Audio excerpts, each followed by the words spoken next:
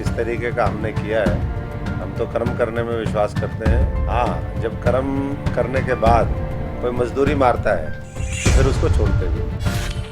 कांग्रेस पर अशोक तंवर का ये गुस्सा है या फिर ये उनका दर्द है जो रुक रुक कर बाहर आ रहा है, इसे तो सिर्फ अशोक तंवर ही बता सकते हैं। लेकिन जब से अशोक तंवर कांग्रेस का दामन छोड़ टीएमसी में शामिल हुए हैं, तब से रोजाना वो ऐसे बयान दे रहे हैं जो आने वाले वक्त में हरियाणा की राजनीति को गरमा सकते हैं। कौन सी बड़ी पार्टी है, सारे गिरोह हैं, ये तो मिलके सेटिंग करके तो राजनीति करते हैं। अशोक जब भी बोलते हैं तो सिर्फ हरियाणा सरकार और कांग्रेस ही उनके निशाने पर नहीं होती, बल्कि एक और मुद्दा है किसान आंदोलन, जिस पर वो लगातार हमलावर हैं। जो किसानों ने कभी मांगा नहीं था वो तो वापस हो गया, लेकिन जो उनकी मांग थी अभी भी जो की तो है, चाहे वो एमएसपी का कानून हो, चाहे फसलों के दुगने दाम की बात हो, चाहे किसानों के कर्जा माफ़ी की बात है।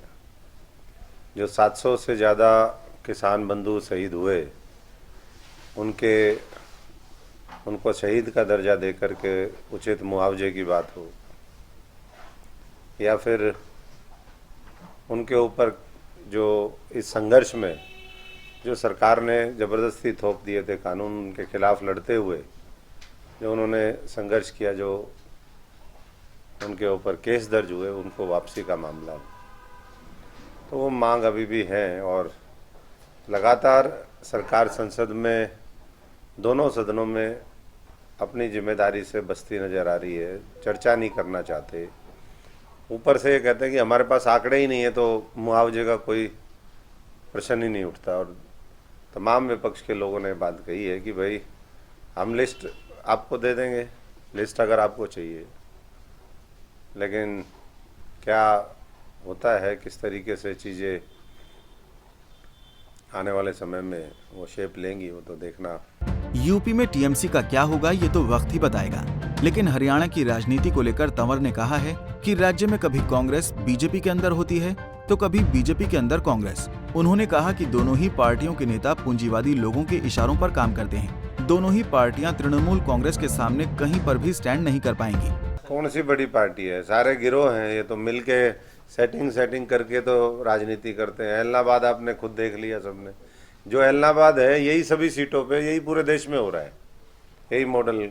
कभी बीजेपी कांग्रेस मिल जाती है, कभी बीजेपी कोई दूसरा जो वहाँ पर क्षेत्रीय दल है वो मिल जाता है, कभी कांग्रेस और क्षेत्रीय दल मिल जाते हैं। और इसी चीज़ ने इस देश को पीछे रखा है। नहीं तो 70 सालों में जितनी इस देश की तरक्की हो सकती थी या होनी चाहिए थी, वो आज तक भी नहीं हुई। आज भी जो बुनियादी सुविधाएं हैं उनका अभाव है।